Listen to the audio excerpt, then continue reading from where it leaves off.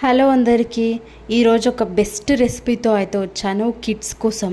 ఇది చాలా హెల్దీ, పిల్లలకు ప్రోటీన్ రిచ్ ఫుడ్ ఉంటుంది. సో ఖచ్చితంగా మీ ఇంట్లో ట్రై చేసి మీ పిల్లలకు పెట్టండి, ఖచ్చితంగా ఇష్టపడతారు. సో రెసిపీలోకి అయితే వెళ్ళిపోదాము. సో ఫస్ట్ అయితే 5 స్పూన్స్ ఆఫ్ రైస్ వేసాను, తర్వాత 2 స్పూన్స్ ఆఫ్ కందిపప్పు అండ్ కందిపప్పు వేసిన తర్వాత 2 స్పూన్స్ ఆఫ్ పెసరపప్పు అయితే వేయండి.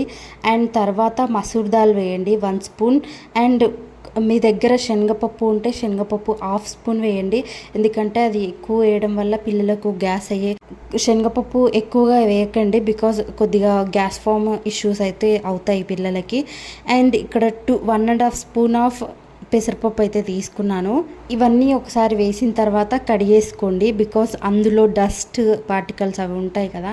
సో ఒకసారి కడుక్కోవడం వల్ల అది అనేది వెళ్ళిపోతుంది. అండ్ ఇక్కడైతే ఉల్లిపాయలు, పచ్చిమిర్చి, ఒక్క పచ్చిమిర్చి తీసుకున్నాను. ఎక్కువ కారం తినే వాళ్ళు ఉంటే మీరు కారం కూడా వేసుకోవచ్చు. అండ్ టమాటోస్, వెల్లుల్లి అయితే వేసాను. వెల్లుల్లి వేయడం వల్ల డైజెషన్కి చాలా ఇంప్రూవ్ అవుతుంది. అండ్ ఇక్కడ ఇమ్యూనిటీ బూస్ట్ అవ్వడానికి వెల్లుల్లి చాలా ఉపయోగపడుతుంది. అండ్ ఇక్కడ బంగాళదుంప, క్యారెట్స్ అండ్ జీలకర్ర అండ్ ఇక్కడ పసుపు వేసాను. అండ్ కొద్ది తగినంత ఉప్పు. ఇందులోనే మీరు మిరియాలు వేసుకోండి, కొద్దిగా మిరియాలు ఒక 2-3 వేసుకున్నా సరిపోతాయి.